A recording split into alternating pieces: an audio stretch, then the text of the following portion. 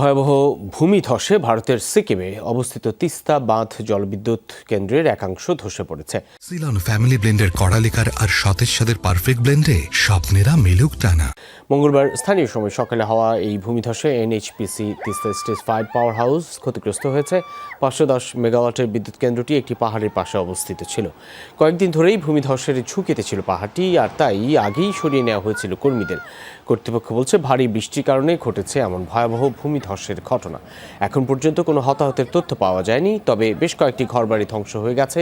এর মধ্যে উদ্ধার ও ত্রাণ কার্যক্রম শুরু করেছে স্থানীয় প্রশাসন।